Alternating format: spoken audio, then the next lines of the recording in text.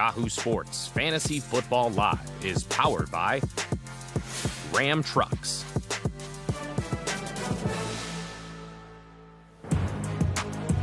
It's Thursday night, it's week 2, and just like in sync at the Video Music Awards, we're reunited, everybody's psyched for it. We're right here for Fantasy Football Live for the next hour and 15 minutes, all the way through kickoff. Our job is to get you guys ready for your fantasy football weekend. We're going to get you all sorts of Thursday night football coverage. We're going to get you caught up on what you need to know through the course of the weekend, and we're going to have a blast doing it. I don't know which one of us would be which in syncer, but I do know Andy Baird's Matt Harmon. I'm Jason Fitz. I think, am I the bad boy? Is Matt the bad boy? I don't know. And Andy's the bad boy? Every boy band has a bad boy. Does anybody want to stake their claim to being? I know, I've taken us off the rails before we've even started. Matt, I think you're the bad boy. I'm just happy to be attached to a boy band at this stage of my life. Sure. Yeah, I'll take it. You know what? It's this guy. This is the bad boy right here. and then that means that Matt's the nice guy, and I'm the one that's like, also they're like, why is he in the band? I get it, especially after Matt's the way the one who's actually going to have a solo career. Yeah. Oh yeah. He's the Justin Timberlake. Sick. Oh, that is. I'll take it. Well done by you. We can end the show. That's enough. I'm good. I'll be out of here now. It's Thursday night. Like I said, we're going to go all the way up to kickoff of the game. We're going to get you caught up and ready. But let's start with just the very basics. I want to go for a tough decision that each of us is looking at this weekend in fantasy football. Andy, let's start with you. What's a tough one that's out there that you're trying to figure out? Yeah, well, I'll be honest with you. It's all these claims that I won on all these Rams, right? Kyron Williams, I'm excited to have him. Picked up Matthew Stafford in a super flex. I won some bids on Puka Nacua, and now they play the Niners, right? So immediately, like, I can feel pretty good about all these Rams options long term, but this week it is really a dicey call because they are playing a defense that absolutely annihilated and broke the Pittsburgh Steelers. Yeah, we're going to get into that defense because it's a real question about the Steelers and what to do with fantasy moving forward. But Matt, what do you got? What's a tough decision you're looking at? Well, I think one that's not even on our rundown today, and I get it. I would like to avoid this too because the conversation is too painful.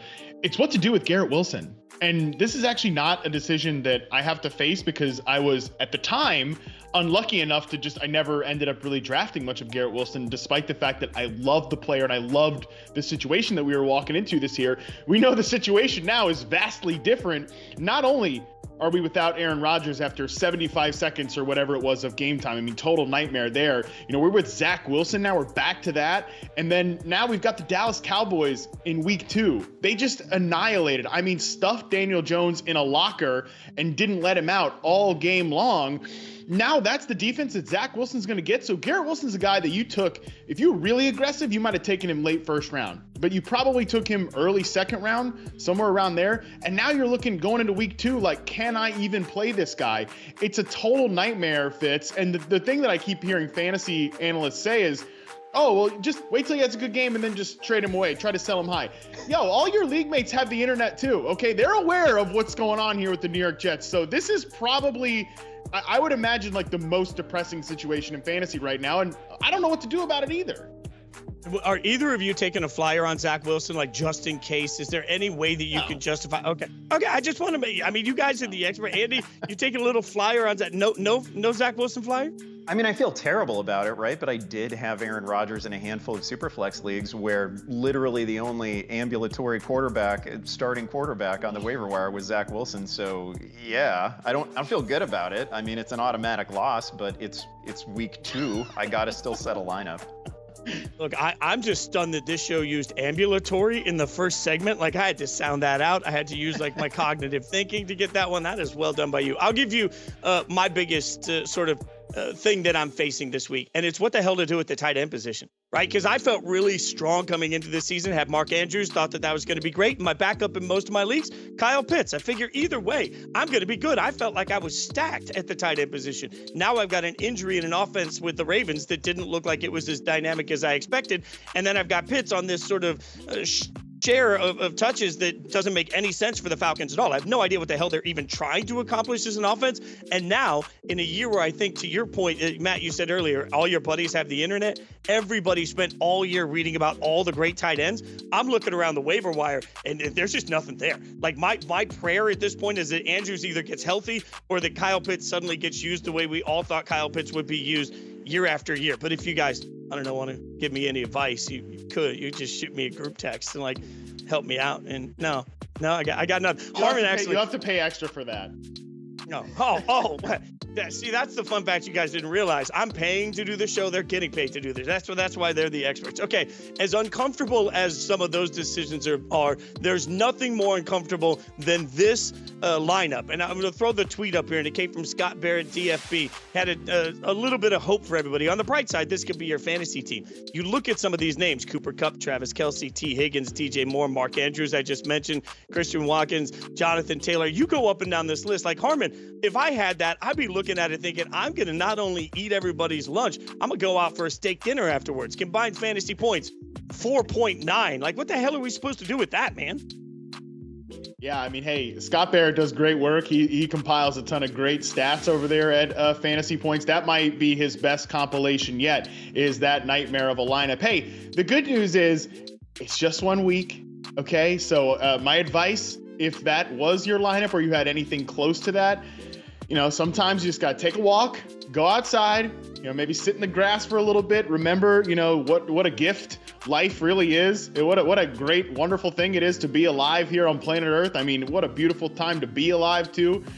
And just remember, it's all going to be okay. It's just 1 week. That would be my advice to you. That is smart and adult advice, but I'm going to add one quick layer before we move on. My advice to everybody that's getting trash talked right now that really feels good about their roster, don't clap back. Just stay quiet, because then when you do clap back in a few weeks and everything's fine, the ammunition that you'll have at that point, you took the high road and then you get to take the low road. Revenge is best served cold. I may be practicing that in our group bed. We'll get to that with primetime picks coming up later on in the show. But it's Thursday night football, so let's get you the latest from Thursday night. Obviously, we've got the Vikings at the Eagles. You see it right there. The Eagles is 6-point favorite. The over-under on this one is a 48.5. So, short week after Sunday's action. Philly in a rain-soaked win that they get against a plucky Patriots team. The Vikings coming in 0-1 after they get upset in the eyes of many by Tampa Bay. So, first looks, and we'll get to the injury board in a second on it. But Andy, first looks in this, is there a player that you really think stands out and this is a good play? Yeah, well, I'm super interested to see what we get from Jordan Addison. I think the bad news, if you're looking for it regarding Addison coming out of week 1, is that if 2 wide receivers were on the field for the Vikings, he was not one of them generally. KJ Osborne was in the game like over 90% of the time, right? But the encouraging news is that Addison saw 6 targets, which was the same as Osborne. He played 56% of the offensive snaps. That's great. And really everything that we'd been saying throughout, we got a million things wrong in the preseason, but everything we said about Justin Jefferson making life easier for Addison definitely proved true. His ADOT in the game was 14 yards. So we're not talking about like just a bunch of like little layup throws. We're talking about like deep, high yield opportunities for him. He scored a 39-yard touchdown.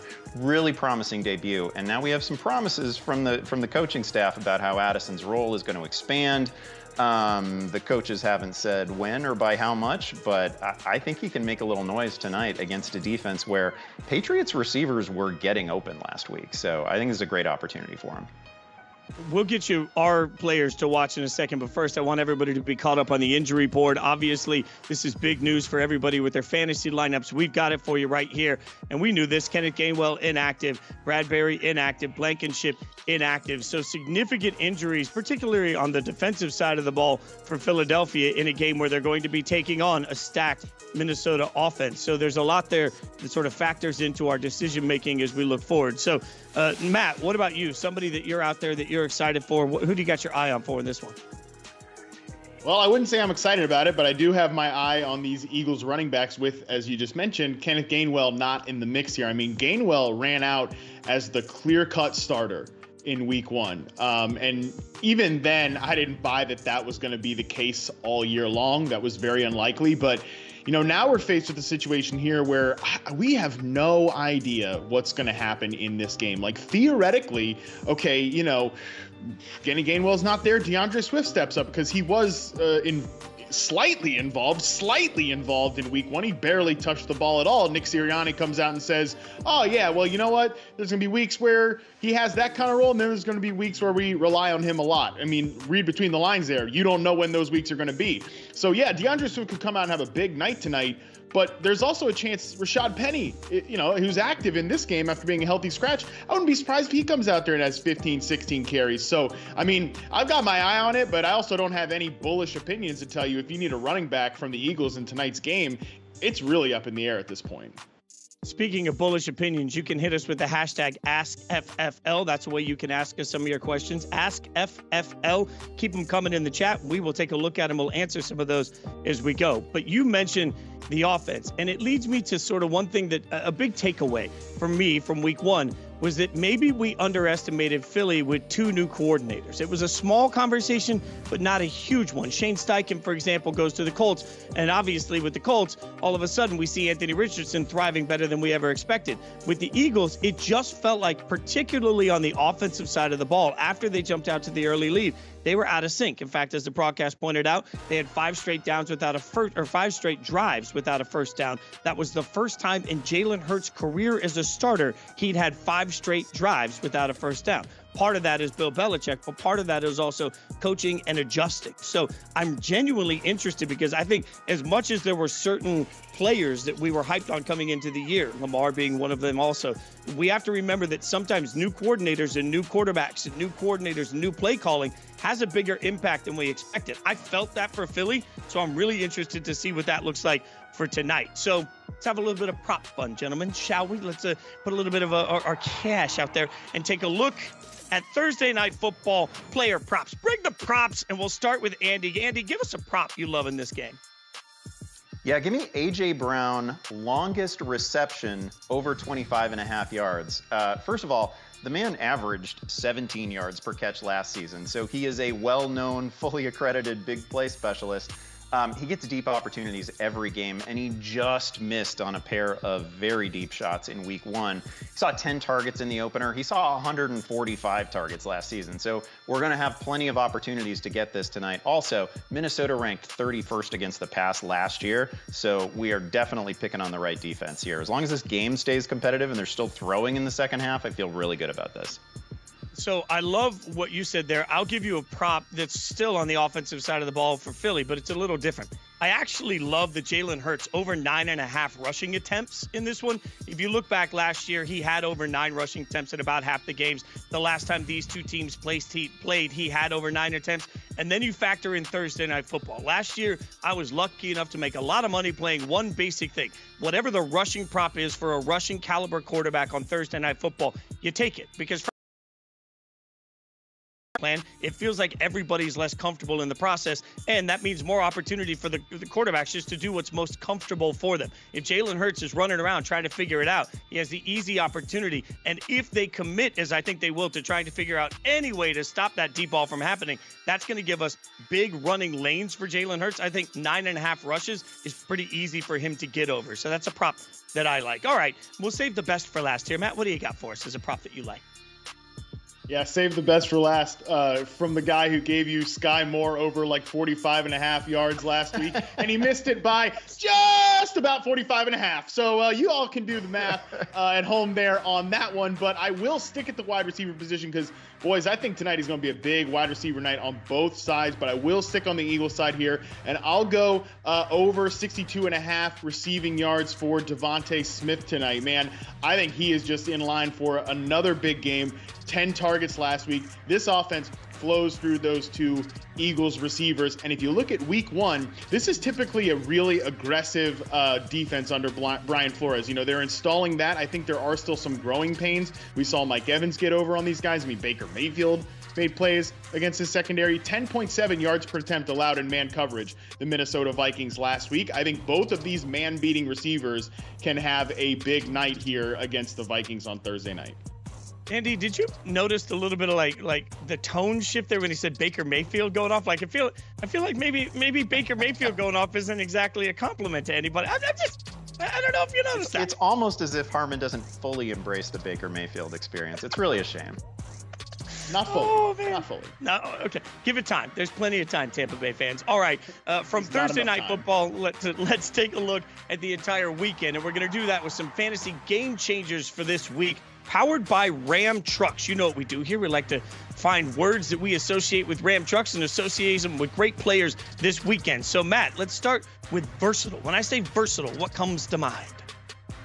Ooh, versatility. I think Ravens rookie wide receiver Zay Flowers, man, because look, a lot of people are caught up on this reality, and it is the truth that Zay Flowers in week 1 had a ton of designed targets. He had a 60% share of his team's first read targets in week 1, according to Fantasy Points data. That led the NFL by a lot. A.J. Brown was second at 47%, but the naysayers will point out, well, he got a lot of screens, got a lot of design touches, low average depth of target. Well, one, he can make plays on those, right? He's really good in the screen game. He's really, really good in the open field after the catch. But where the versatility comes in here, Fitz, I went back and charted this guy in week 1, his actual routes, like big boy routes, corner routes, out routes, comebacks. He gets separation on all of those. So yeah, he can do the gadget receiver stuff, but he is versatile enough to beat man coverage on big boy routes and do real receiver things. So I think Zay Flowers he's just rocket ship trajectory upwards right now. I love that, by the way, because it speaks to kind of what some of us thought for Zay coming out of the draft, right? He was handling a lot of the playbook out of the gates. Not everybody does that week 1. So I think that's a huge statement. Andy, I'll give you the word trustworthy. Trustworthy. What you got? Yeah, for me, that's going to be James Cook this week, and he's coming off a game in which he dominated the backfield touches. I know it wasn't a particularly noisy fantasy performance against a really good Jets defense, but he handled 16 touches, while Latavius Murray and Damian Harris combined for just 6. So if you had any worries at all about any sort of committee, no, not happening. That's James Cook's backfield. He played almost 60% of the snaps. He is by far the most dynamic back on that roster. It is absolutely his workload. And he's about to face Fitz's undefeated Raiders, right? That is a team that allowed the 7th most fantasy points and the most receiving yards to running backs last season. We believed in James Cook basically all preseason, hyped him pretty heavily, and then his workload was pretty much best case scenario in opening week. So we can definitely trust him in a much friendlier matchup. Yeah, the only thing I heard you say there was undefeated Raiders. You lost me for the entirety of everything you said. But undefeated Raiders, that's just such a ring to it. But I also think there's double shade. Like if we're just peeling back the curtain a little bit, let's remember last week, as we'll get to in primetime picks, I may have picked James Cook, which didn't help me very much in our contest. And he's taking on the Raiders. I think there's double shade there. All right, which I respect. I respect it, Matt. I also respect capability. What do you got for capability for us? Ooh, when I think capability, I think Colts wide receiver Michael Pittman.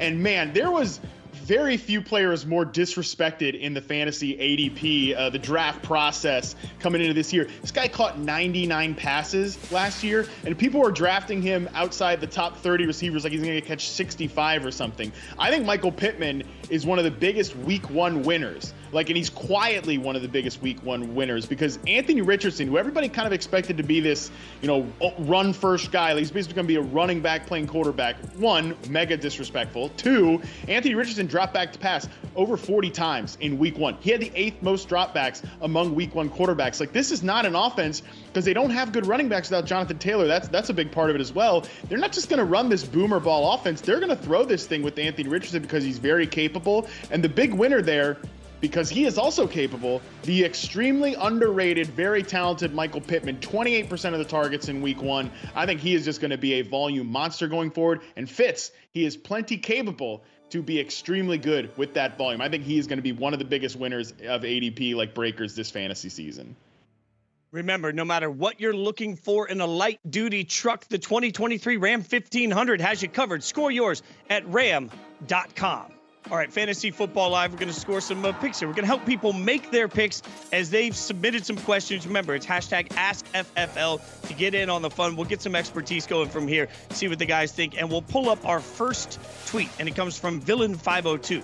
Need 2 of Khalil Herbert, Brandon Cooks, P. Ryan, Nico Collins, and Dubs. What are we thinking, boys? We'll start with Matt on this one. What you got? Yeah, there's a Bears player involved, so we definitely cannot ask Andy his opinion based on how he's feeling about the Bears in our little pre-show chat. Yes, please, the judge recused himself on this one. You know, the obvious guy here is Nico Collins to me. Nico Collins, another player, one of my guys. I think he is underrated. He was just lights out with C.J. Stroud in week 1. C.J. Stroud was, that film was really impressive. I know the results aren't all the way there, but Nico Collins, one of the air yard leaders in week 1. I really like him as a start here. And then Brandon Cooks is banged up, so he's not a guy you're looking at here. He actually probably isn't going to play in this game. The second spot to me is actually between either Khalil Herbert or Samaje Perine. Sorry, Andy, I am thinking about the Bear here. I'm pretty tempted to go actually with Khalil Herbert, who I know Roschon Johnson, everybody's like kind of obsessed with his garbage time passing production. Yeah, no thanks. They need to get away from running back targets in this offense. I think Khalil Herbert as the early down back here is probably my second pick. All right, let's bring up another tweet, and we'll see another question here as we take a look, and this one is from Coach Pierce. 2 flex, Scary Terry McLaurin, Miles Sanders, Rachaad White, Puka Nacua, also one of my favorite names to say, full PPR. All right, Andy, chime in on this one. What do you got? Yeah, I'm going to start with Rachaad White, and he needs a get-right week in the worst way because he was super inefficient last week. But it's the Bears on the schedule, right? And the Bears just got absolutely blown off the line of scrimmage by the Packers last week. There are going to be opportunities here for White, and we know that they're going to throw to him as well. So I feel pretty confident in like a 4 or 5 catch game, and I never think that Rachaad White is just going to go off for some huge yardage total, but he should clear 80, and this one has a good shot to find the end zone. My other is probably going to be, I have such a difficult time sitting Terry McLaurin. I don't think in practice I could do it. I think I'm probably going to start Terry there. I just think he's great. Miles Sanders is really tempting, but has a difficult matchup. And I think I'd steer clear of Puka Nacua. Again, you have great options here. I think I'd sit him against the Niners. All right, let's get one more in here with Ask FFL as we help you make your picks. Steven says, pick 2 from Najee Harris, Michael Thomas, Brian Robinson, Khalil Herbert for week 2 PPR. I'm nervous about Najee. Oh, I love, hey, Steven, don't feel nervous. You can get in your feels on this one. Matt, what do you got? Yeah, buddy, I'm nervous too. I'm actually not feeling very confident about any of these options necessarily. So sorry, man. I don't have a lot of good things to tell you. I will say with Michael Thomas, a lot of volume in week 1. He was out there a ton. And look, Michael Thomas, he's going to be one of these guys that's you can't count on him finishing the season, but he is here right now and he does have a good role. So he will be one of my picks here. And we needed a second one. I mean, I think it is going to be Najee Harris, but I will say I do not feel good about it. All right, we'll keep them coming. Hashtag AskFFL. In the meantime, if you've been watching it all across the Yahoo Sports landscape, you know we have a ton of great shows for you all throughout the week. Make sure you're following us on all social medias to check them out, including Eckler's Edge. Let me tell you something. Austin Eckler had a shocking player to add on his roster on Eckler's Edge. Check this out. We do have to give a shout out to Josh Kelly too. I mean, Josh Kelly, 16 carries, 91 yards, and a touchdown.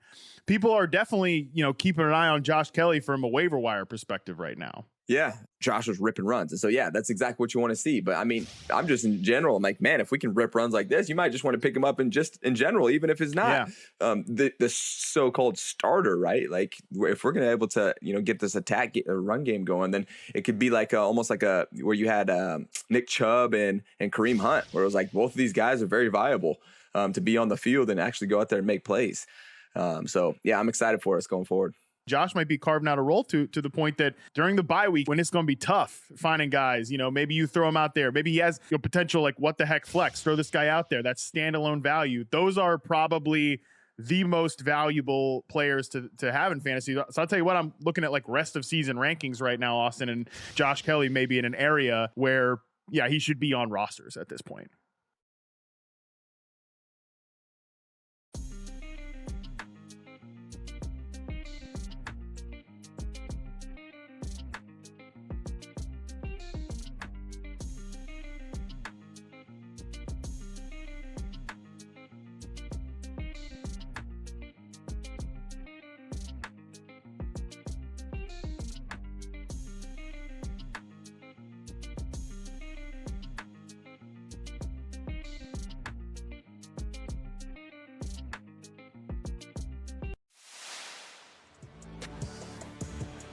Welcome back to Fantasy Football Live. Some fantasy chatter out there in the Yahoo Fantasy app.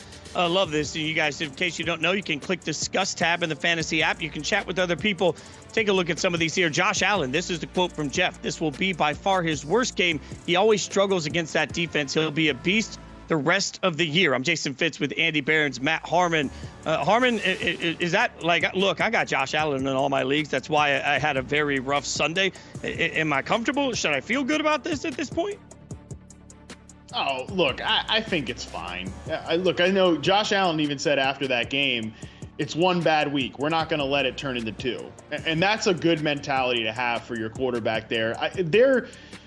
I don't know what it is. Well, I do know what it is. The New York Jets are a really good defense. They kind of have his number. They're able to turn him into an even more chaotic version of himself than he normally is. So I'm not really concerned about Josh Allen. I think that offense is pretty set to bounce back. Yeah, you could. I mean, they could start 0-2. That would, be okay with me. No, probably not. You're open to it?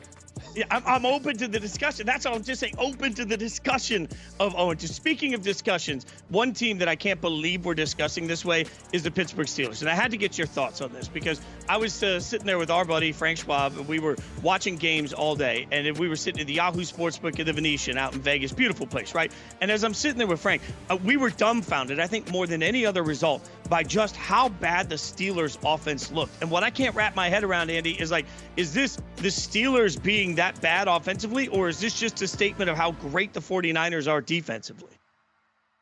Yeah, well, it can be both, obviously, and I think that is pretty clearly the answer. I have nothing but good things to say about the Niners defense. They're terrifying, and they also, they didn't seem surprised by a whole heck of a lot of what Pittsburgh was trying to pull off against them. And now we come out of that week, and Pittsburgh is more than banged up, right? Like we're gonna be missing Deontay Johnson for multiple weeks, it seems. That's a big deal. Freiermuth is dinged.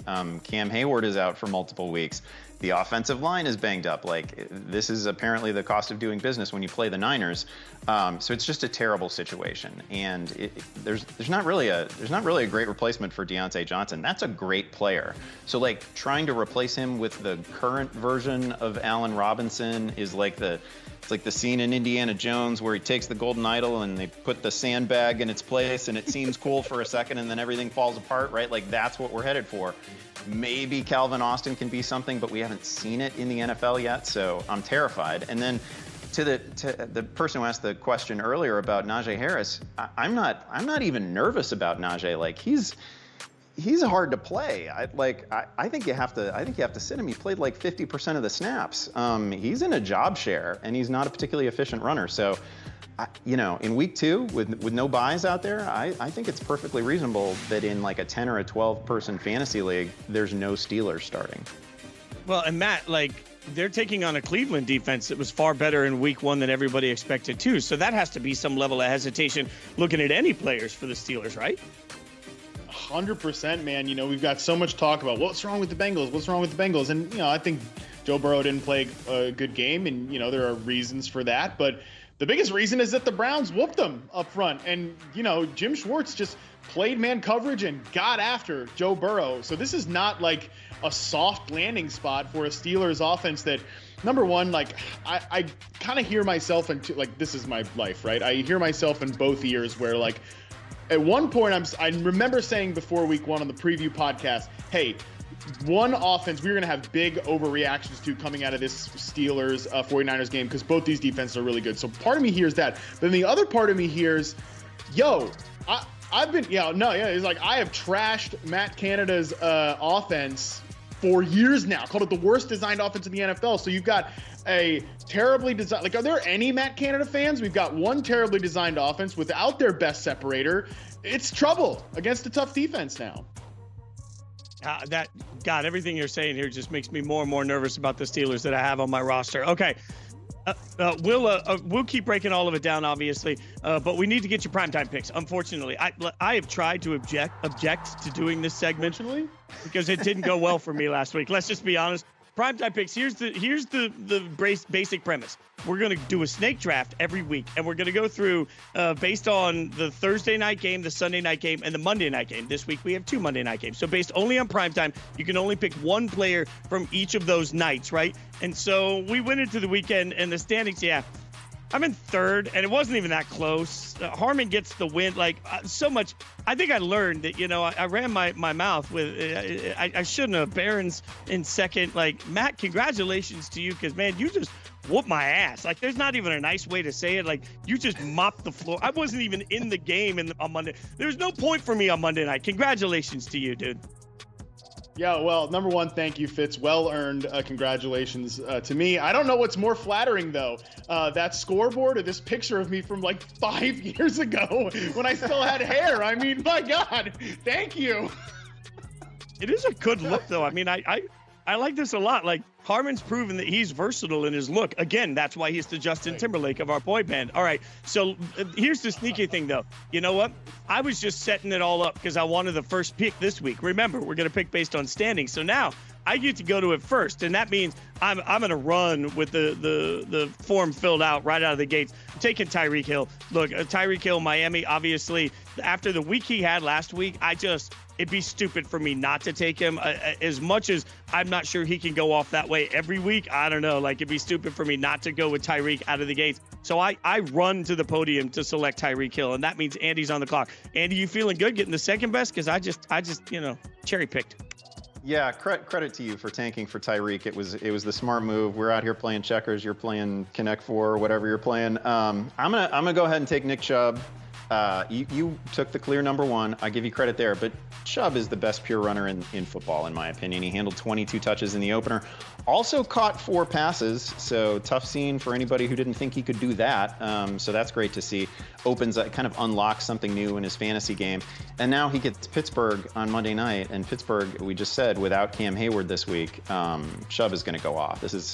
I like to think this is 150 plus yards.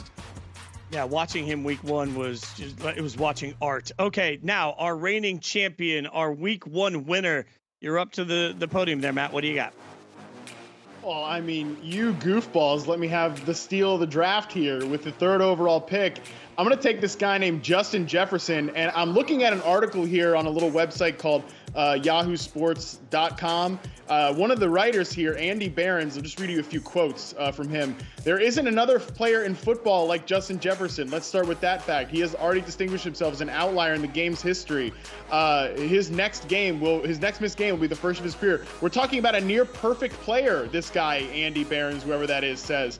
So I think, yes, I will take this alleged near perfect player here that Andy Behrens doesn't want here at the 2nd pick. I will take Justin Jefferson here, and I will round it back with Jalen Waddle in round 2. Yes, Tyreek Hill has the big game in week 1. Why not Jalen Waddle in week 2? I mean, both of the Eagles receivers ate against the Patriots. I think Jalen Waddle eats against the Patriots on Sunday night. Why not? Because I picked Tyreek Hill. That's enough of a Andy's That's back exactly on the clock. why. That is exactly why.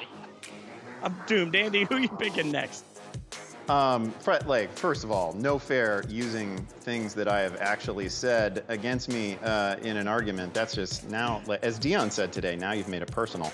Now I'm taking this to a different level. I'm gonna take Ramondre Stevenson here. He just played 73% of the snaps in the opener, gave us 18 touches, 89 yards, a little bit quiet, no touchdown. He was thrilling to watch. He was really, really fun, especially second half of that game. Tons of yards after catch. I thought he was just great. And we all just saw what Josh Kelly and Austin Eckler did to Miami. So I think Stevenson is in for a huge game here, probably 120 plus. So I stand by my Tyreek Hill pick because there was some strategy. Remember, we can only pick one person from each game. So I wanted to get the best from that game. And I trusted that by the time we got back around, one of the Eagles' dynamic receivers would still be available for me for Thursday night football. That is the case. So that means I run to the podium and take A.J. Brown. Like that one's pretty simple for me. So now I get Tyreek because I wanted the best of that game. And I still end up with A.J. Brown, who may not be Justin Jefferson, but you guys both have been high on that passing game. So I feel like I'm using your earlier knowledge you gave the world to beat you at your own game.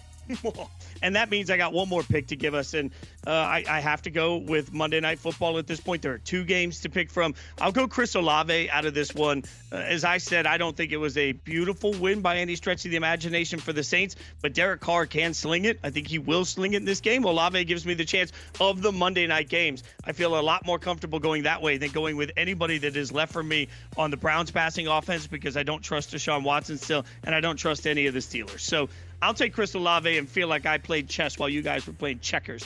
Back to the kids' table at this point. Woo! Andy, who do you got next? Yeah, I've got Devontae Smith. It seemed like a coin flip between him and A.J. Brown. He's coming off a game with 10 targets, a touchdown. Looked great. He's great. He's a top 12 receiver in the league. And again, they're facing Minnesota. They were number 31 against the pass last year. I think as long as this thing is competitive into the second half, we've got a big week coming up from both Brown and Smith. All right, and that means the champ gets one more pick coming in. What do you got for us? Got to admit, I really like Fitz's team, and I think I might have banged myself on this one because now I've got like Panthers offense, Saints without Chris Olave to choose from. I got the Steelers that we just talked about. Oh my God. I think I'm going to go sleeper pick here and go with one of my guys for the last spot. I'll take Elijah Moore. Bit of a dart throw here. Not quite the big names that we've seen throughout the rest of this draft board, but if you look at Elijah Moore in week 1, 24% of the air yards. He ran a route on 80% of the dropbacks, second on the team in first read targets to Amari Cooper, who was a little banged up in week 1. I think Elijah Moore scores a touchdown and has a big day because, man, that opportunity is there, and I think the player is really good. So I'll have to go with the sleeper pick here since I left myself with these, Monday night dregs to pick from. I will admit I feel confident, but also I will admit this. Felt confident last week, got my ass kicked. You guys can chime in on how we're doing on social media. The trash talking is always going to be there with our primetime picks. We'll see how it plays out. We'll let you know next week. In the meantime, each week, Sal Vetri will be offering up unique fantasy advice here on the show. So let's get back to Sal with 7's key findings for week 2.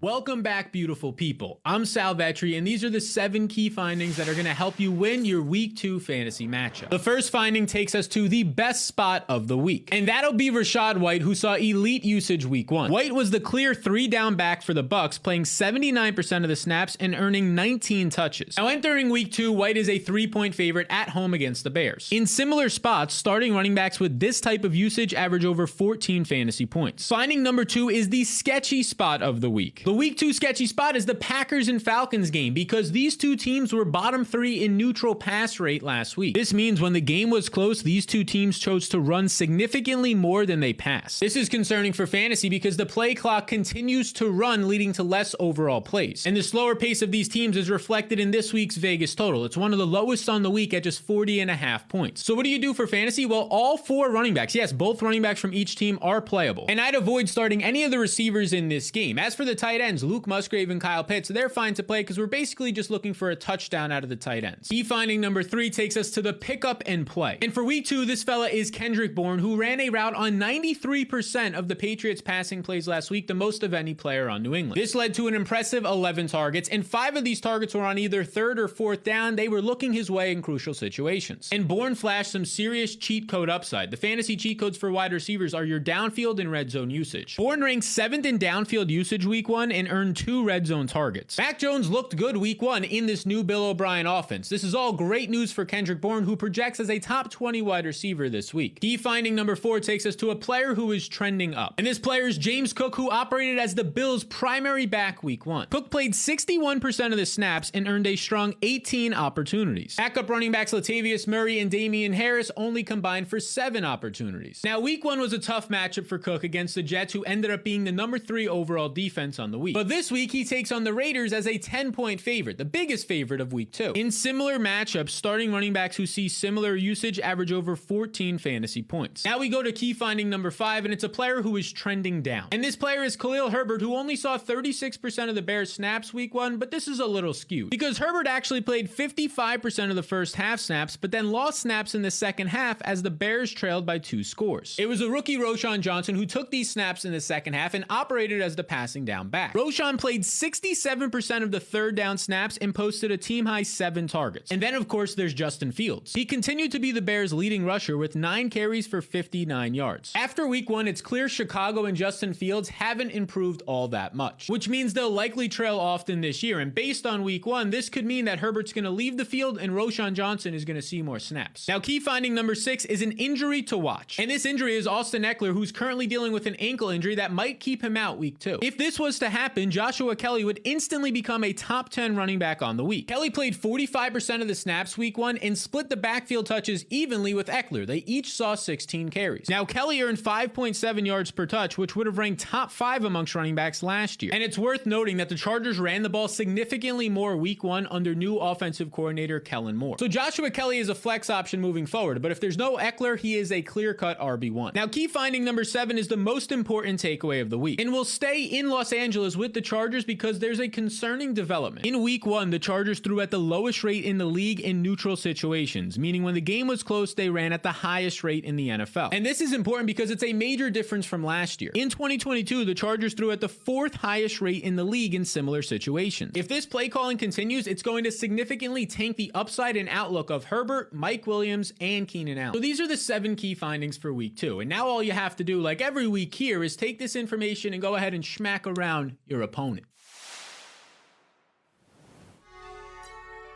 All right, Sal, now we get to hang out. Got a follow-up question for you because I really loved your point on the Chargers offense. But when we're looking at week 2 of the season, how much time do you have to spend still looking at what they did last year compared to what they did in week 1, given the way that matchup played out?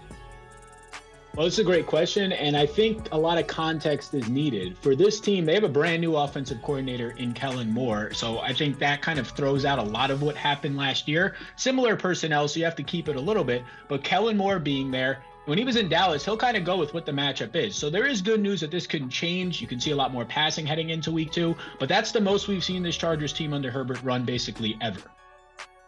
Love this. All right, so now we're going to bring the guys in. We're going to continue to get a little advice for everybody. Don't forget, you can find Sal on Yahoo Fantasy throughout the week. Follow at Sal Vetri DFS on social media. Let's get to some play calling. Bringing everybody in. And the first question, like, I love this. You can hashtag Ask FFL, but now we're getting call outs. Like, somebody just wants Andy's opinion, apparently. Charles says, Andy Barron's in redraft. PPR, would you trade Aaron Jones for Kamara? My running backs are Bijan, Stevenson, and Roshan. What do you think, Andy, since you're the only one he wants to talk to?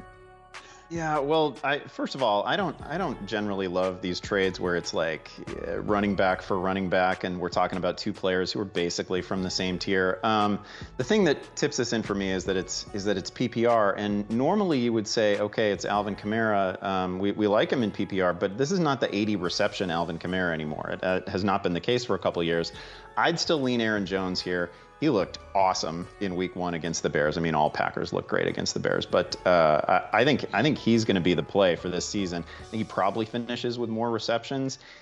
Yes, he's injured right now, but he also said after the game that he probably could have played through it had it been necessary, so I don't think it's going to be a long-term thing.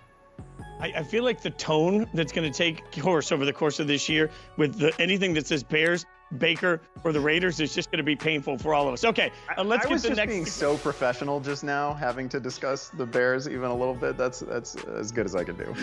I respect it. Kerry says full PPR, pick 1 for flex. Jamal Williams, Pickens, Javonte Williams, or Algier. What do you think? We'll go to Sal on this one. What do you think?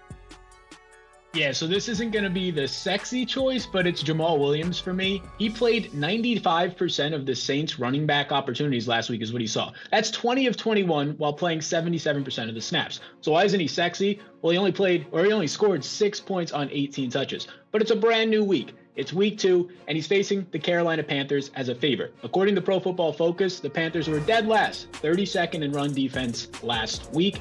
And in his career as a favorite and a starter, like this week, Jamal Williams averages 18 fantasy points starting. You hear the positivity in his voice on that? See, boys, we can all learn. Let's get the next one in. We'll see what the next piece of advice is. Sneak attack here. It's going to Matt. Start Sutton or give Kadarius Toney another chance. Oh, I'm sorry. Harmon, you deserve better than that. But, let's just throw it at you. Nathan needs to know how you playing it. Buddy, we're not giving Kadarius Toney another chance. It sounds like the Chiefs might want to do it, but we're not going to do it, okay? Courtland Sutton did play a ton in week 1. I'm not the biggest Courtland Sutton fan either, but certainly not the biggest Kadarius Toney fan either. Jerry Jeudy might play. He might play against the Commanders this week, but he will be on a pitch count reportedly if he does. So I think you got to go with Sutton here. I mean, my God, Kadarius Toney, give me a break. Can I just tell Nathan, it's not too late to sign up for another league. Like, you might want to let this one go. Daily fantasy, that might be your thing. Either way, if that's your option, don't talk any trash. Win or lose, because you both know it's better to be lucky than good. I think we're going to get one more in here, so let's get one more question in from Ricky. Which wide receiver this week? Zay Flowers, Nico Collins, or Nakua? What do we think? We'll go to Andy on this one, since you've been the Nakua expert. What do you got for us? Yeah, I won't say Flowers. He looked like a star to me, and Matt talked about him at the top of the show. They manufactured a bunch of really fun touches for him. He looked great after the catch. I won't say Flowers rest of season. All right, look at that. It's good work by everybody. Now, for this conversation earlier, Tyler Allgeier's name came up. And if you would believe it, at some point, we're trying to figure out whether it's make-believe or real that Tyler Allgeier is actually RB1 in Atlanta. We'll answer that question and break it down for you next.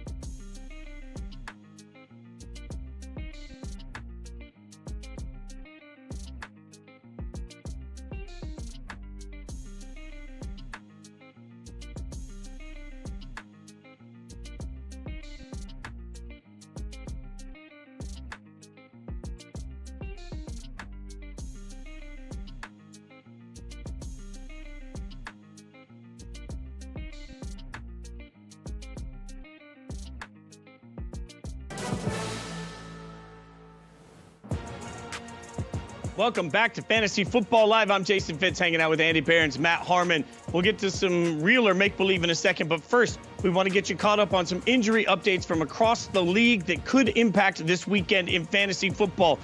Aaron Jones, hamstring injury. Austin Eckler, ankle injury. Austin has not practiced this week. Remember, he had a huge week one. Travis Kelce limited in practice. Mark Andrews, as I mentioned earlier, much to the dismay of my personal fantasy squads, limited in practice. So obviously some significant injuries there. Andy, any one of those that stands out to you as the most significant? Well, first of all, pretty good news on the tight ends, right? They're coming back to practice. Generally, any practice before Friday is a really, really good sign. So I feel good there because that position needs to sort of reorder itself. We're coming out of a week in which Hunter Henry, Hayden Hurst, and Donald Parham are the top tight ends in fantasy. Probably the thing that is most notable, I think, is the Eckler situation. If he's not practicing on Friday, it's a big worry, and it makes Josh Kelly like a must-start material. All right, so let's take a look at some of our week one biggest moments and try and figure out whether these storylines from fantasy football in week one are real or make-believe, right? Like, we're just going to throw it out there and see how everybody feels in real believe or make-believe. So let's start with the one that we mentioned as we were going to break, Tyler Allgeier. And I can't figure out what sometimes Arthur Smith is thinking with the Falcons. I don't know what they're doing with their share, but it looked like Tyler Allgeier suddenly RB1 in Atlanta. Harmon, you buying that? Well, it depends on what you mean by RB1. I think Bijan Robinson, I'm very confident that Bijan Robinson finishes with more total touches, but I'm very convinced that Tyler Allgeier is going to be involved. He was really good as a rookie. He was really good on Sunday. He's been a very efficient player for this offense. I believe he is still going to be involved. I think it's going to be a little hard to predict when he has these big eruption games, but I definitely believe that he's going to remain involved in this offense and in this bag. Like, if you have Bijan Robinson, you drafted him in the first round, be ready to be annoyed at this man right here, Tyler Allgeier. I mean, aren't we all somewhat annoyed, Andy? Like, this is just the Falcons thing. Nothing's ever predictable, no matter how talented they are. Yeah, 41 offensive touches for Atlanta on Sunday, and 34 of them went to either Allgeier or Bijan Robinson. So, like, it's not much of a worry if you've got Bijan because we know what Arthur Smith wants to do, and he wants to run the ball 40 times. Like, he wants exactly that game again and again and again. So I feel pretty good about Allgeier. I think we're going to be starting him pretty much every week unless it's an absolute disaster matchup. All right, Andy, let's stick with you. The next storyline, we got Puka Nacua. Is he going to be a target king? Yeah, he's definitely going to be a target king, at least while Cooper Kupp is out and probably beyond. It was a lot of short-range stuff in the opener. The thing that we're not talking about enough is how awesome Matthew Stafford looked. Again, it's the Niners this week, so you want to sit these Rams. That's totally fine. But I think moving forward, Kupp not going to be on the field for at least 4 games, possibly beyond that.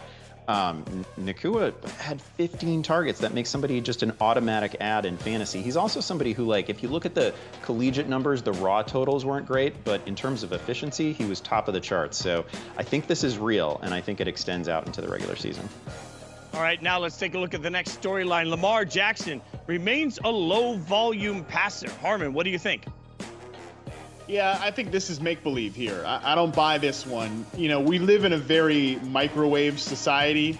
We want everything to be instantaneous. We want it to be done right away.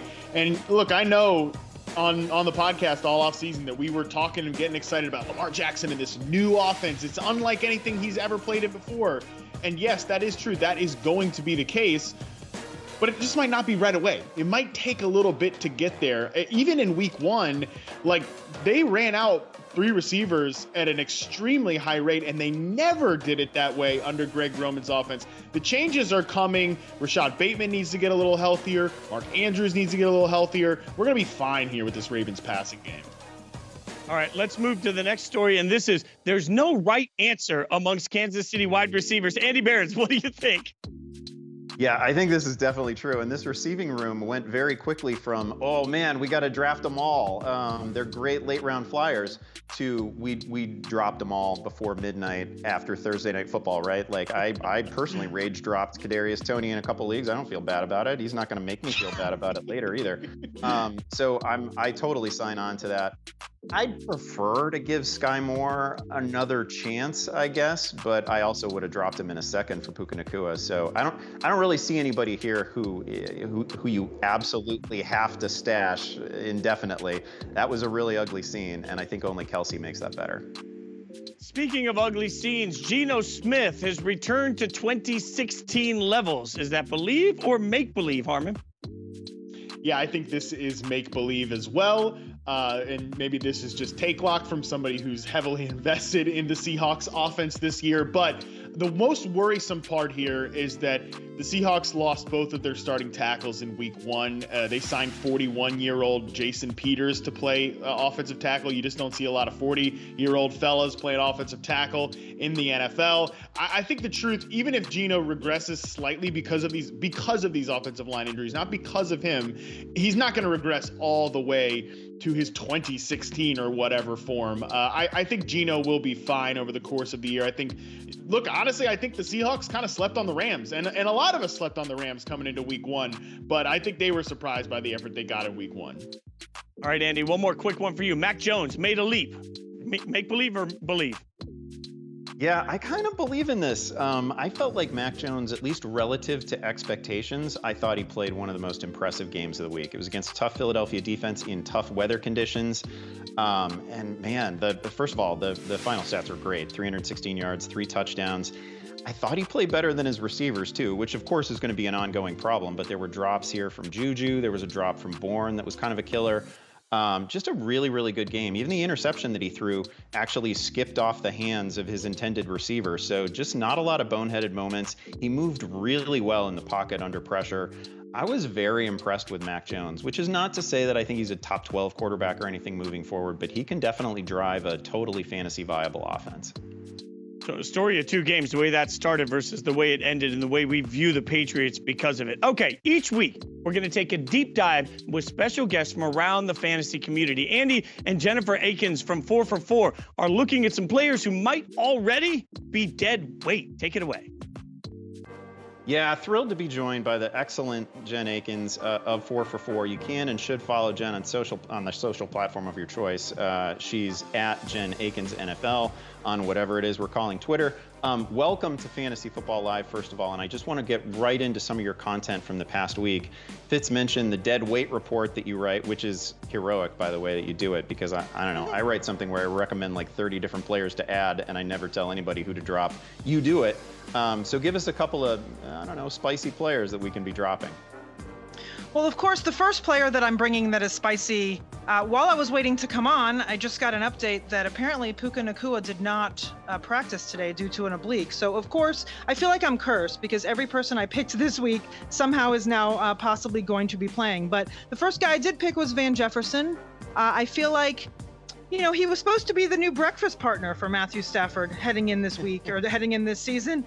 And he was third in targets behind Puka Nacua and Tutu Atwell last week. He only had 4 catches for 24 yards. And we know Cooper Kupp is coming back at some point, at least hopefully, fingers crossed. So I feel like Van Jefferson's kind of the odd man out, unfortunately. I've been rooting for him so far in the league, and he was healthy coming in. I was excited, but I feel like he's kind of droppable. But of course, as I just mentioned, if Puka doesn't go, then maybe we don't drop him yet. Yeah, now you also write a piece on stash candidates, guys that we should be picking up, holding onto the roster, maybe holding them for later. I have been trying my best not to relive the Green Bay fiasco from week 1, but I will make an exception for you. What or who did you see in that game that really interests you as somebody to stash for later? Well, first of all, I appreciate you revisiting. I know how painful that's going to be for you, but I think Roschon Johnson is absolutely worth stashing. It's very crowded there right now, but it's crowded with just a bunch of guys. I mean, I hate to say that, but, you know, and the Bears appear to stink. But at the same time, Roschon Johnson had 7 targets. They were in garbage time, but he did have other carries. He bullied himself into the end zone. So I think if people stash him now and be patient, I think he's going to carve out a role for himself. He's clearly talented. So I think he's going to emerge there as rookies tend to do later on in the season. Yeah, and talk to me about the other side. Talk to me about Jordan Love, who obviously had a great statistical game. Wasn't particularly bothered by the Bears defense for most of the afternoon. That was an issue. But nonetheless, great day. It was a good day. He had 245 yards and 3 touchdowns. Now, we're not sure, right, if the Bears' defensive abysmalness masks some poor play there. But he was, you know, he was very good. And the thing that's very encouraging about him is that he has a really good schedule coming up. He's got Atlanta, the Saints, Detroit, and Vegas right before a bye. And as an added bonus, he's got a really good fantasy playoff end to the season. He's got Carolina and Minnesota in weeks 16 and 17. So he's a guy, you know, we know we've already lost Aaron Rodgers. We're going to possibly lose more quarterbacks as the season goes on. So he's a guy to stash now, and you can throw him in there later. Good matchups. All right, I'm going to give you just like 15, 20 seconds for this, but you and I are 2 of the only fantasy analysts who will actually admit to liking kickers. So give us a kicker recommendation for this week. Absolutely. This week, we're going to fire up Jake Moody. He's coming off a 12-point. Yeah, he's a 12-point performance. He was kicker 4 last week. Great matchup against the Rams. The 49ers have an implied team total of 26.25 points. They're favored to win by over a touchdown, 7.5. He's only on 36% of Yahoo rosters right now. So Moody all day this Sunday. Oh, love it. Thank you for joining us. Follow her at Jen Akins NFL. It is never contentious when she and I chat, but just maybe this next segment will get a little heated. Let's send it back to Matt and Fitz.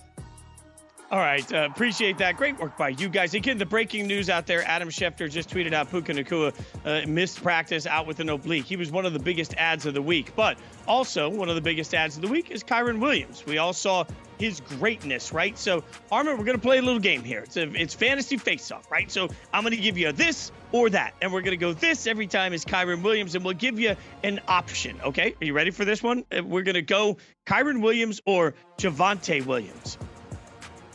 Ooh, man, yeah, there's nothing like, this guy you drafted in fantasy and you're really excited about, and now I'm telling you that a waiver wire pickup is better than him. This one's a little bit tough. You know, with Javonte Williams, he's in a pure committee right now, and that's what's going to make me lean towards Kyren Williams here. Number one, I think the Rams offense is going to outkick our expectations. This is a better ecosystem than we thought it's going to be, and I think that right now with Kyren Williams, he's clearly ahead of Cam Akers at this point. In quarters 1 to 3, he was all the way involved, and Cam Akers was not. He only got on the field in garbage time. So to me, I mean, I'm ready to have Sean McVay just break my heart on this one, but right now I think he's the guy, and I think Sean Payton's kind of rotating backs there in Denver. Yeah, and we still don't know what Sean Payton's actually going to end up looking like as an offense for the Broncos. So I think that makes a lot of sense. What about this? Kyren Williams versus Najee Harris. If Najee Harris the brand versus Najee Harris the player. 2 very different things. So Kyren versus Najee. Hey, yo, Fitz, I saw on Twitter today somebody put out a picture of like Brandon Whedon and Trent Richardson holding up Browns jerseys, and somebody said, hey, it's Najee Harris and Kenny Pickett, and I can't get the image out of my head. So maybe that is, number one, that is totally savage. Maybe that is informing what I'm about to say, but dude, I think the answer is Kyren Williams. Again, like, this is it's a tough matchup against the 49ers, right? Like, but he was getting all that opportunity, and Najee Harris, as Andy pointed out, is in a committee at this point. I think this is the closest one. And if you want to go against me here and you want to go back to Najee Harris, because they probably should try to run the ball a little bit better here in week 2 of the Pittsburgh Steelers, I would understand. But I think if it was me, I do think I'm going Kyren Williams here. There is some level of we talk about this all the time, but quarterback play impacts running back play. And we all know that, right? So I got a quarterback on one side that exceeded every expectation, that looks like he's going to be capable of taking advantage of young weapons all around him with a great offensive play caller around him. Or I've got a quarterback that we had some questions about that looked good in the preseason that didn't look good in week 1. You're right. All of this, I thought Najee Harris was about as sure thing as possible coming out of college, and it doesn't look like right now that's at all the case. Let's go now. Kyren Williams versus Rachaad White. Who do you got on this one? Ooh, buddy, we're about to make it a clean sweep for Kyren Williams, and I'm going to look so stupid when this goes wrong. But this one, I think, actually, this is the one I feel the best about, to be honest. And I know that Rachaad White got all that opportunity. As Rich Rebar once said, actually, Andy, this was back to you on Twitter, I think. So this is good. You'll remember this. If your fantasy football argument starts with a point that is not the player himself, you're about to make a bad argument. And anytime anybody talks to you about Rachaad White, it's always, well, he's the only guy there. He's going to get all the touches. Well, he did that in week 1, and he sure as hell didn't do a lot with it. So I'm pretty concerned about Rachaad White at this point, even though he's got a great matchup against Andy Behrens' Bears. But I think I'm going Kyren Williams again here because Rachaad White just hasn't shown it at this point. Andy's catching strays, and he's not even in this segment. He's just sitting there saying, what did I do? I get it. All right, let's see if we can get the clean sweep. I got one more for you. Kyren Williams versus Miles Sanders. All right, maybe this one.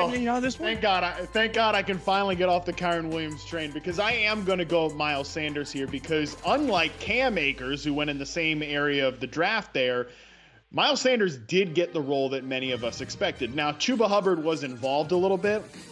That's wonderful. That's great. Okay. But Miles Sanders had 4 catches. You see the number right up there. I came on this show and I told you guys he was going to catch at least 4 balls last week, because Bryce Young is under siege everywhere. He's under siege. Like, it's insane the amount of pressure he's seeing right now, and the lack of downfield options that he has. I mean, Terrace Marshall, rough game in week 1, of course. Adam Thielen, he's a tertiary slot player at this point. Jonathan Mingo's still developing.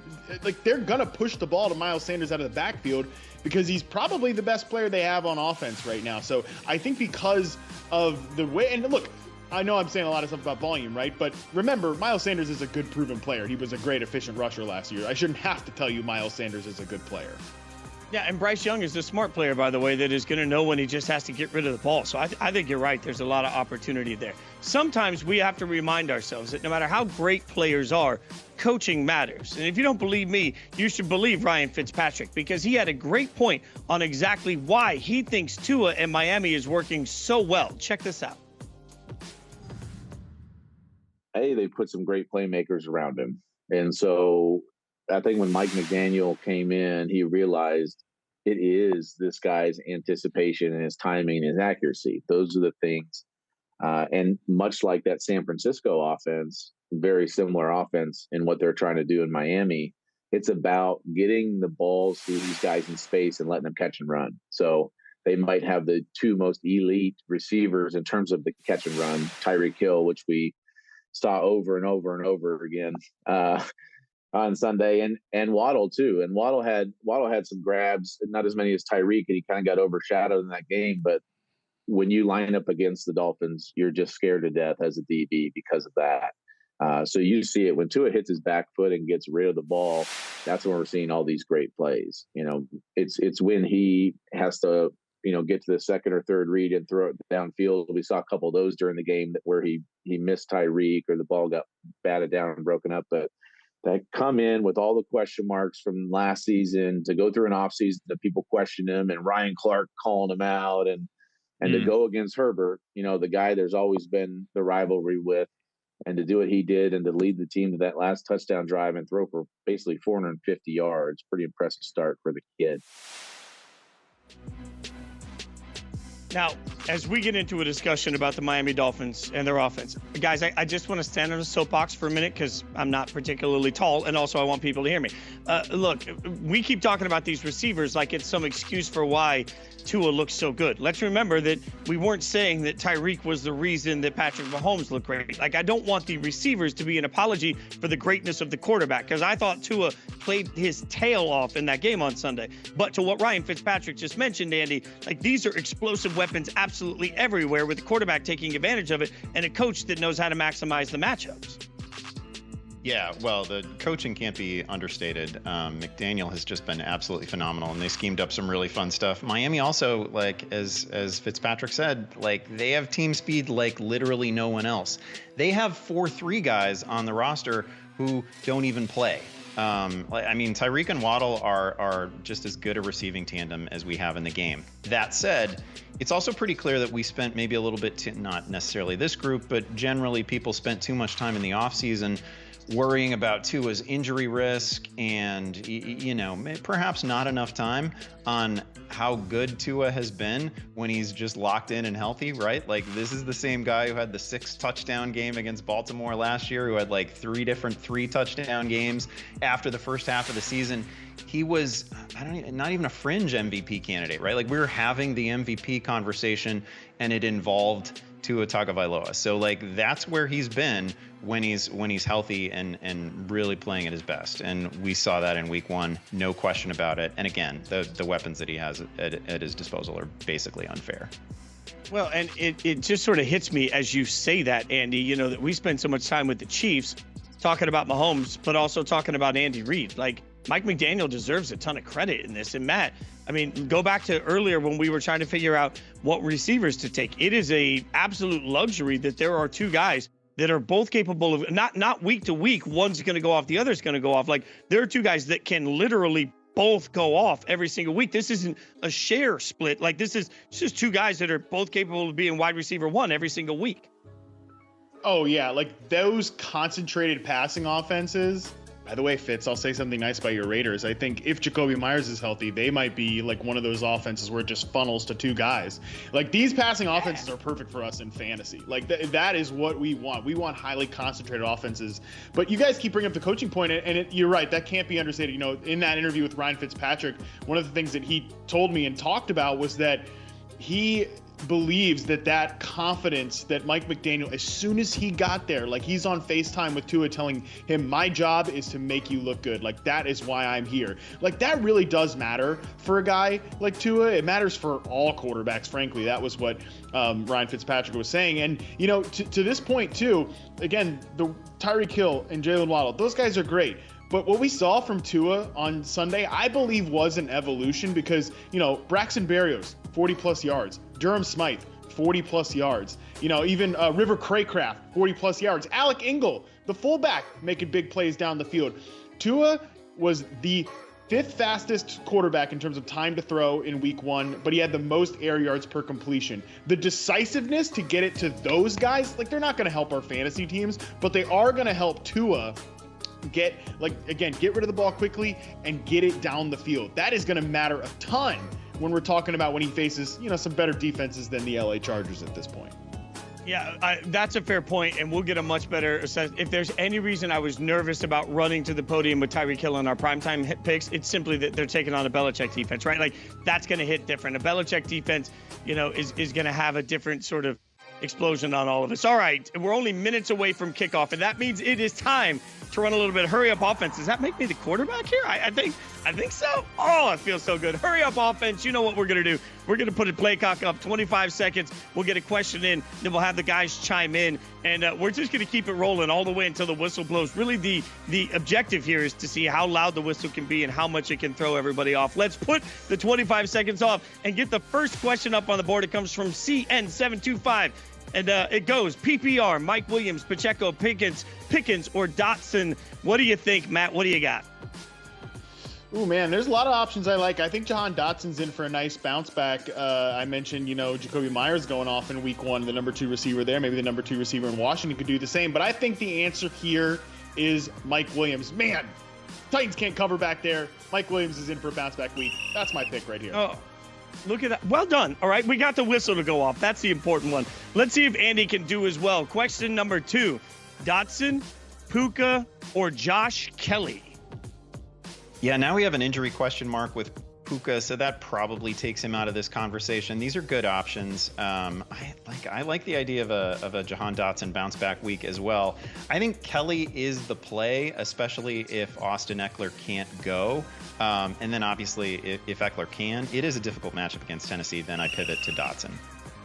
Oh, 2 straight times we got in the whistle. This makes my heart happy. Matt, you're up again. Next up, Robert says, my tight end group is deep, but average. I have Schultz, Kmet, and Musgrave. Given O-line issues, I'm likely starting Musgrave week 2. I don't know if this is really a question, but what do you think?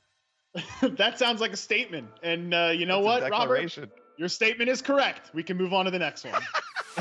Well, just that simple. It's like, that is the declaration. Andy, you want to chime in? I just want somebody to get whistled here, really. That's they took it off. I thought I was going to get whistled. Blow it for Fitz now. He's yapping through this. I'll just say, I don't know that you're tight end. I wanted to get in on the whistle. I was running up to the ball. I was trying to spike the ball, get the whole thing going. All right, throw the clock back up. Let's get the next question. This one coming in for Andy. Avocados don't care. Javonte Williams, Godwin, Connor, Pierce, full point PPR. I need to sit one. Andy, what do you think? First of all, I have no reason to think that avocados don't care. Avocados could be caring. If I'm sitting one of these, it's going to be the one from an absolutely dreadful offense. It's going to be James Conner. He's probably who I'm sitting. Pretty encouraged by what we've seen from Javonte so far. Obviously, Chris Godwin is going to go off against the Bears, and I'm not worried about the Week 1 performance from Dameon Pierce. What we still? You're just going to keep going? It's just mass disrespect for the whistle. By the way, I have disrespect for the handle because it was Avocados Don't Care, but it was at Chips with Guac, which is smashed avocados. I would think the avocados would care about being smashed into guac. It's a deep analysis you can only get on this show, along with in-sync references. Okay, let's pull up another one for Matt. See what we got here. This is Pickle Nick. I have a trade of Derrick Henry and Godwin for Jalen Waddle and Breece Hall. Just want FFL's opinion. Thanks, Pickle Nick. What do you think, Matt? Oh, big dog. You better go make that trade right now. I think Breece Hall, this is probably the last buy window we're going to have for him. Jalen Waddle was probably drafted in the same range as Derrick Henry, so I think you're upgrading probably on both spots there. So, yeah, you make this trade. I'm still a little bit confused by Pickle. Okay, there we go. Pickle Nick had 2 Ks on the end of it. Did that mean somebody else already had Pickle Nick? Okay, let's pull up the next question here from Andy. These are the things I think about. Emmett saying, Gus Bus or Mike Evans at flex? I just wanted to read Gus Bus. What do you think, Andy? Oh yeah, this is an absolute rout in favor of Mike Evans again against the Bears. I mean, the Bears just simply couldn't cover in opening week, and I see no reason to think that will get better. Evans is going to score. I'm not going to offer a total guarantee of that, but Evans is probably going to score. This is 80 yards and a touchdown. Barons, do you need a hug, man? Like the Bears thing's really starting to make me sad, man. Like you need maybe we do next week's show in person, get you a hug there. Like I'm starting to feel bad about all the things I said this week about the Chicago Bears, just because of our friendship, my friend. You know what? One step at a time. Harmon, you're back up. Let's see what we got here. X Cheese and Wine, full PPR, Jordan Addison, Pickens, or Scary Terry, hashtag AskFFL. Love you. We love you too, Cheese and Wine. What do you think, Harmon? Well, I do love cheese and wine, both this person and actually. I think tomorrow I'm going to make a little reservation to get some cheese and wine. The answer is Jordan Addison. Told you it's going to be a big wide receiver game tonight. I think he gets a couple big plays off against a banged up secondary. Are you a white wine guy or a red wine guy? Fitz, it depends is the only answer you can have here. It depends on the environment. You need to listen to the rest of the Fitzpatrick interview. It's all about regional and seasonal, baby. Where are we? Okay, so it depends is the correct answer. You know that I have objections to the fact that he stole my last name, so I feel bad about that, but I will now. And, you know, when you spend a lot of years on a tour bus, it's just about whiskey, not about wine. It's all lost on me. Let's get another one in here for Andy. I don't discriminate. And, I love that. I'm not going to try and read that name because I'm not smart enough. Half-point PPR. If D-Hop doesn't play, Mooney, Sutton, Dobbs, or maybe even Allen Robinson. Yikes! What do you got? Yeah, listen, buddy, you better be hoping for D-Hop. You better be hoping that Nuke plays in this one. The answer is never Cortland Sutton. I'm not going to go there. I'd go Romeo Dobbs here. I'd sign off on that. Again, Aaron Jones hasn't been practicing. Christian Watson's still not practicing, so that sets up really well for Dobbs. Whistle integrity is not strong on this show, but the takes and the information are. What I can assure you is that every single week on Thursday, we're here hanging out with you 7 p.m. Eastern, 4 p.m. Pacific, I can talk, where you can keep up with the latest analysis and projections in the app. Check out our podcast at Yahoo Fantasy throughout the week, and check back in Sunday morning for the latest on player injuries. And even better, our own piano man, Scott Pianowski, will be answering your last-minute lineup questions on social media at #AskFFL. Good luck to all of you. I hope all of you have a better week 2 than you did a week 1, especially me. And if I win somehow this week, I will be insufferable. For Matt Harmon, for Andy Behrens, for everybody behind the scenes that works the tails off to make this show happen, we appreciate you hanging out with us. I'm Jason Fitz. Come back next week for more Fantasy Football Live.